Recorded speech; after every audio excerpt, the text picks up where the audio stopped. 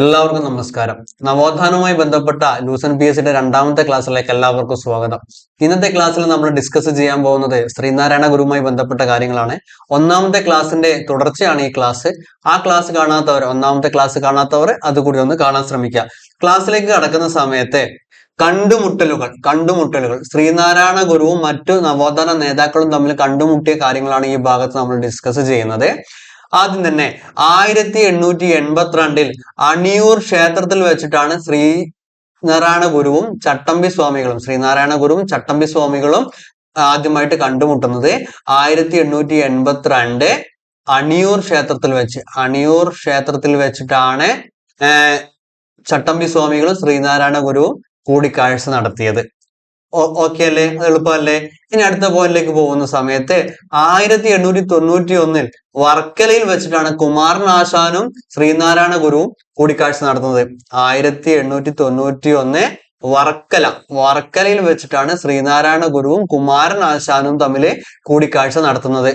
Okay, അടുത്തൊരു point നോക്കുന്ന സമയത്ത് 1895 ബാംഗ്ലൂരിൽ വെച്ചിട്ടാണ് ഡോക്ടർ പൽപ്പുവും ശ്രീനാരായണ ഗുരുദേവനും തമ്മിൽ കൂടിക്കാഴ്ച നടത്തുന്നത്.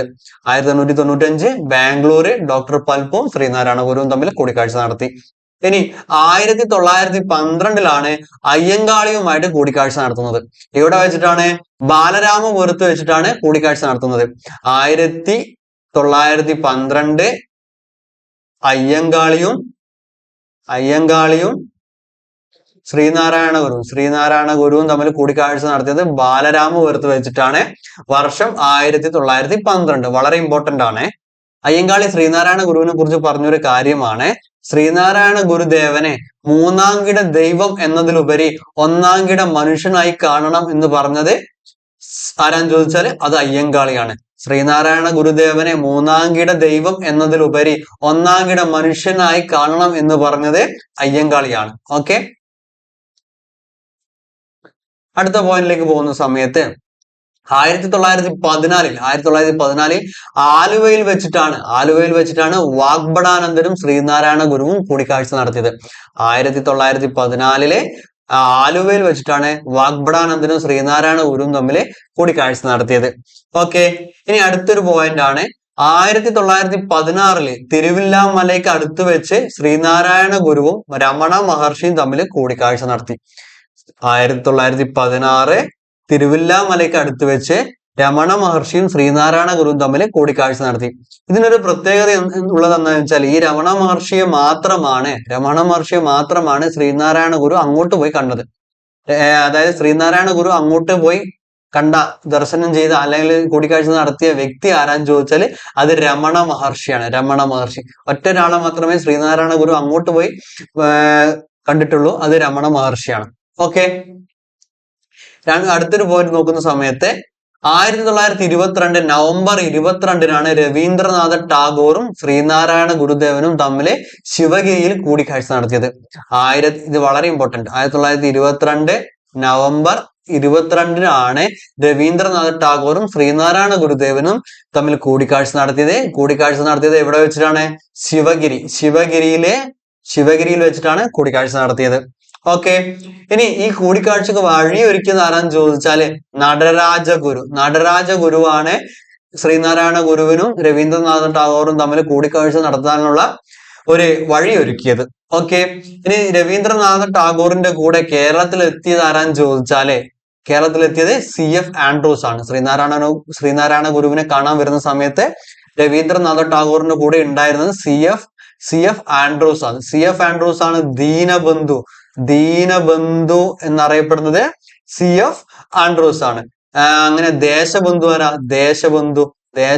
എന്നറിയപ്പെടുന്നത് CR ദാസ് ആണ് ദേശബന്ധു. ഓക്കെ, രണ്ടും മാറിപ്പോവരുത്. CF ആൻഡ്രൂസ് ദീനബന്ധു ആണ്, CR ദാസ് ദേശബന്ധു ആണ്, രണ്ടും മാറിപ്പോവരുത്. ഓക്കെ, രവീന്ദ്രനാഥ ടാഗോറും CF ആൻഡ്രൂസും കേരളത്തിലെത്തിയ സമയത്ത് ശ്രീനാരായണ ഗുരുവിനെ കാണാൻ എത്തിയ സമയത്ത് സ്വാഗത ഗീതമായി ആലപിച്ച കവിത ഏതാന്ന് ചോദിച്ചാല് ദിവ്യകോകിലമാണ് സ്വാഗത ഗീതമായിട്ട് ആലപിച്ച കവിത. ദിവ്യകോകിലം രചിച്ചത് കുമാരനാശനാണ്. കോകിലം രചിച്ചത് കുമാരനാശാനാണ്. ഓക്കെ, ഇനി ഈ കവിത ദിവ്യഗോകുലം എന്നുള്ള കവിത ആലപിച്ചത് ആരാന്ന് ചോദിച്ചാല് സി കേശവൻ. സി കേശവനാണ് ദിവ്യഗോകുലം എന്ന കവിത സ്വാഗത ഗീതമായിട്ട് ആലപിച്ചത്. ഓക്കെ, ഇനി ശ്രീനാരായണ ഗുരുവിന്റെയും രവീന്ദ്രനാഥ ടാഗോറിന്റെയും സംഭാഷണത്തിന്റെ മലയാള പരിഭാഷ തയ്യാറാക്കിയത് ആരാന്ന് ചോദിച്ചാല് കുമാരനാശാനാണ്. കുമാരനാശാനാണ് ശ്രീനാരായണ ഗുരുവിന്റെയും രവീന്ദ്രനാഥ ടാഗോറിന്റെയും സംഭാഷണത്തിന്റെ മലയാള പരിഭാഷ തയ്യാറാക്കിയത്. ഓക്കെ, ഇനി രവീന്ദ്രനാഥ ടാഗോർ ശ്രീനാരായണ ഗുരുവിനെ കുറിച്ച് പറഞ്ഞൊരു കാര്യമാണ്, ഭാരതത്തിൽ ജീവിച്ചിരിക്കുന്ന പരമഹംസന്മാരിൽ സ്വാമിയെ പോലെ പരിശുദ്ധാത്മാവ് മറ്റാരുമില്ല. ഭാരതത്തിൽ ജീവിച്ചിരിക്കുന്ന പരമഹംസന്മാരിൽ സ്വാമിയെ പോലെ പരിശുദ്ധാത്മാവ് മറ്റാരുമില്ല. ഇങ്ങനെ പറഞ്ഞത് ആരെ കുറിച്ചിട്ടാണ്? ശ്രീനാരായണ ഗുരുവിനെ കുറിച്ചിട്ടാണ് പറഞ്ഞത്. ശ്രീനാരായണ ഗുരുവിനെ കുറിച്ച് ആരാ പറഞ്ഞത്? രവീന്ദ്രനാഥ ടാഗോർ ആണ് പറഞ്ഞത്. ഓക്കെ, ഞാനിതാ ജീവിച്ചിരിക്കുന്ന ദൈവത്തെ കണ്ടു എന്ന് പറഞ്ഞത് ആരാ? CF ആൻഡ്രൂസ് ആണ്. CF ആൻഡ്രൂസ് ആണ് ശ്രീനാരായണ ഗുരുവിനെ കുറിച്ചിട്ട് ഇങ്ങനെ പറഞ്ഞത്. എങ്ങനെ? ഞാനിതാ ജീവിച്ചിരിക്കുന്ന ദൈവത്തെ കണ്ടു എന്ന് പറഞ്ഞത് CF ആൻഡ്രൂസ് ആണ്. ഓക്കെ, ഇനി അടുത്തതാണ് 1925 മാർച്ച് 12. 1925 മാർച്ച് 12 മഹാത്മാഗാന്ധിജിയും ശ്രീനാരായണ ഗുരുവും തമ്മിൽ ശിവഗിരിയിൽ വെച്ച് കൂടിക്കാഴ്ച നടത്തിയത്. ശ്രീനാരായണ ഗുരുവും മഹാത്മാഗാന്ധിയും തമ്മിൽ കൂടിക്കാഴ്ച നടത്തിയത് 1925 മാർച്ച് 12. മാർച്ച് 12 എവിടെ വെച്ചിട്ട്? ശിവഗിരിയിൽ വെച്ചിട്ടാണ് കൂടിക്കാഴ്ച നടത്തിയത്. ഓക്കെ, മഹാത്മാഗാന്ധിയോടൊപ്പം കേരളത്തിൽ എത്തിയത് ആരാന്ന് ചോദിച്ചാല് സി രാജഗോപാലാചാരിയാണ് മഹാത്മാഗാന്ധിയോടൊപ്പം കേരളത്തിൽ എത്തിയത്. ഇനി സംഗമത്തിന് വഴിയൊരുക്കിയത് ആരാന്ന് ചോദിച്ചാലോ M ഗോവിന്ദനാണ് സംഗമത്തിന് വഴിയൊരുക്കിയത്. ഇനി മഹാത്മാഗാന്ധിയുടെയും ശ്രീനാരായണ ഗുരുദേവന്റെയും തമ്മിലുള്ള സംഭാഷണത്തിന്റെ മലയാള പരിഭാഷ തയ്യാറാക്കിയത് ആരാന്ന് ചോദിച്ചാല് അഡ്വക്കേറ്റ് N കുമാരനാണ് മഹാത്മാഗാന്ധിയും ശ്രീനാരായണ ഗുരുവും തമ്മിലുള്ള സംഭാഷണത്തിന്റെ മലയാള പരിഭാഷ തയ്യാറാക്കിയത്. ഓക്കെ, ഇനി അടുത്തതാണ് ഗുരുവും ശിഷ്യന്മാരും. ശ്രീനാരായണ ഗുരുവിന്റെ ഈ പ്രധാനപ്പെട്ട ശിഷ്യന്മാരെ കുറിച്ചുള്ള കാര്യങ്ങളാണ് ഇനി പറയാൻ പോകുന്നത്. ഒരുപാട് ശിഷ്യന്മാരുണ്ട്, നമ്മൾ ഏറ്റവും ഇമ്പോർട്ടന്റ് ആയിട്ടുള്ള കാര്യങ്ങൾ മാത്രമാണ് പറയുന്നത്. ഗുരുവിന്റെ ആദ്യത്തെ സന്യാസ ശിഷ്യൻ ആരാന്ന് ചോദിച്ചാല് ശിവലിംഗദാസ സ്വാമികളാണ് ശ്രീനാരായണ ഗുരുവിന്റെ ആദ്യത്തെ സന്യാസ ശിഷ്യൻ. ഓക്കെ, ഇനി ശിവലിംഗദാസ സ്വാമിയുടെ യഥാർത്ഥ പേരെന്താന്ന് ചോദിച്ചാല് അയ്യപ്പൻ പിള്ള എന്നാണ് ശിവലിംഗദാസ സ്വാമിയുടെ യഥാർത്ഥ നാമം. ഓക്കെ, ഇനി അടുത്ത ഒരു പോയിന്റ് ആണ്, ശിവലിംഗദാസ സ്വാമിയുടെ മഹാസമാധിയിൽ അനുശോചിച്ചുകൊണ്ട് കുമാരനാശാൻ രചിച്ച കവിത അല്ലെ കൃതി എന്താന്ന് ചോദിച്ചാല് പറന്നുപോയ ഹംസം. ശിവലിംഗദാസ സ്വാമിയുടെ മഹാസമാധിയിൽ അനുശോചിച്ചുകൊണ്ട് കുമാരനാശാൻ രചിച്ച കൃതി ഏതാന്ന് ചോദിച്ചാല് പറന്നുപോയ ഹംസം. ഓക്കെ, ഇനി ശ്രീനാരായണ ഗുരുവിന്റെ അവസാനത്തെ സന്യാസ ശിഷ്യൻ ആരാന്ന് ചോദിച്ചാല് ആനന്ദ തീർത്ഥ സ്വാമികളാണ് ശ്രീനാരായണ ഗുരുവിന്റെ അവസാനത്തെ സന്യാസ ശിഷ്യൻ. ഓക്കെ, ഇനി അടുത്തൊരു പോയിന്റ് ആണ്, ശ്രീനാരായണ ഗുരുവിന്റെ ശിഷ്യനായ ആദ്യ വിദേശി അല്ലെങ്കിൽ ആദ്യ യൂറോപ്യൻ ആരാന്ന് ചോദിച്ചാല് ഏണസ്റ്റ് ക്ലാർക്ക് ആണ് ശ്രീനാരായണ ഗുരുവിന്റെ ശിഷ്യനായ ആദ്യ വിദേശി അല്ലെങ്കിൽ ആദ്യ യൂറോപ്യൻ. ഓക്കെ, ഇനി അടുത്തൊരു പോയിന്റ് ആണ്, കോയമ്പത്തൂരിൽ ലൈഫ് എന്ന പ്രസിദ്ധീകരണം ആരംഭിച്ച് ഗുരുദേവന്റെ അല്ലെ ശ്രീനാരായണ ഗുരുവിന്റെ ദർശനങ്ങൾ പ്രചരിപ്പിച്ചത് ആരാന്ന് ചോദിച്ചാല് ഏണസ്റ്റ് ക്ലാർക്ക് എന്ന ശ്രീനാരായണ ഗുരുവിന്റെ ശിഷ്യനാണ് കോയമ്പത്തൂരിൽ ലൈഫ് എന്ന പ്രസിദ്ധീകരണം ആരംഭിച്ച് ശ്രീനാരായണ ഗുരുവിന്റെ ദർശനങ്ങൾ പ്രചരിപ്പിച്ചത്. ഓക്കെ, ഗുരു തന്റെ ആത്മീയ പിൻഗാമിയായി തിരഞ്ഞെടുത്തത് ആരാന്ന് ചോദിച്ചാല് ആരെയെന്ന് ചോദിച്ചാല് ബോധാനന്ദ സ്വാമികളെയാണ് ശ്രീനാരായണ ഗുരു തന്റെ ആത്മീയ പിൻഗാമിയായിട്ട് തിരഞ്ഞെടുത്തത്. ഓക്കെ, അടുത്തൊരു പോയിന്റ് ആണ് ബോധാനന്ദ സ്വാമികളുടെ യഥാർത്ഥ നാമം എന്താണ്? ബോധാനന്ദ സ്വാമികളുടെ യഥാർത്ഥ പേരെന്താണ്? വേലായുധനാണ് ബോധാനന്ദ സ്വാമികൾ. ഓക്കെ, ഇനി അടുത്തൊരു പോയിന്റ് ആണ് ശ്രീനാരായണ ഭക്തി പരിപാലന യോഗം എന്ന സംഘടന സ്ഥാപിച്ചത്. ശ്രീനാരായണ ഭക്തി പരിപാലന യോഗം എന്ന സംഘടന സ്ഥാപിച്ചത് ആരാന്ന് ചോദിച്ചാല് അത് ബോധാനന്ദ സ്വാമികളാണ് ശ്രീനാരായണ ഭക്തി പരിപാലന യോഗം എന്ന് പറഞ്ഞ സംഘടന സ്ഥാപിച്ചത്. ഓക്കെ, അടുത്തൊരു പോയിന്റ് ആണ് വർക്കലയിൽ ശ്രീനാരായണ ഗുരുകുലം സ്ഥാപിച്ച ശ്രീനാരായണ ഗുരുവിന്റെ ശിഷ്യനാണ് നടരാജഗുരുവാണ് വർക്കലയിൽ ശ്രീനാരായണ ഗുരുകുലം സ്ഥാപിച്ച ഗുരുവിന്റെ ശിഷ്യൻ. നമ്മൾ പറഞ്ഞു ശ്രീനാരായണ ഗുരുവിന്റെ ശിഷ്യനാണ്. ആ ശിഷ്യനാണ് വർക്കലയിൽ ശ്രീനാരായണ ഗുരുകുലം സ്ഥാപിച്ചത്. ഓക്കെ, ഇനി അടുത്തൊരു പോയിന്റ് ആണ് കാഞ്ചീപുരത്ത് നാരായണ സേവാശ്രമം സ്ഥാപിച്ച ഗുരുവിന്റെ ശിഷ്യൻ ആരാന്ന് ചോദിച്ചാല് ഗോവിന്ദാനന്ദ സ്വാമിയാണ് കാഞ്ചീപുരത്തെ നാരായണ സേവാശ്രമം എന്ന് പറഞ്ഞത് സ്ഥാപിച്ചത്. ഓക്കെ, ഇനി വളരെ ഇമ്പോർട്ടന്റ് ആയിട്ടുള്ള ഒന്നാണ് SNDP. ബന്ധപ്പെട്ട പോയിന്റുകൾ വളരെയധികം ഇമ്പോർട്ടന്റ് ആണ്. ആദ്യം തന്നെ SNDPയുടെ ഫുൾ ഫോം നോക്കിയാൽ SNDP ശ്രീനാരായണ ധർമ്മ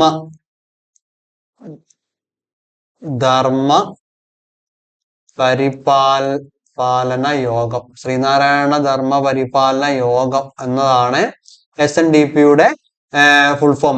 SNDP എന്ന് പറഞ്ഞാൽ ശ്രീനാരായണ ധർമ്മ പരിപാലന യോഗം, അതാണ് SNDP.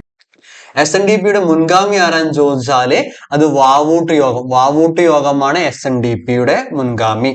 ഇനി അരുവിപ്പുറം ക്ഷേത്ര യോഗം രൂപീകരിച്ച എപ്പോഴാന്ന് ചോദിച്ചാലോ 1898 അരുവിപ്പുറം ക്ഷേത്ര യോഗം രൂപീകരിച്ചത്. Doctor പൽപുവിന്റെ പ്രേരണയിലാണ് SNDP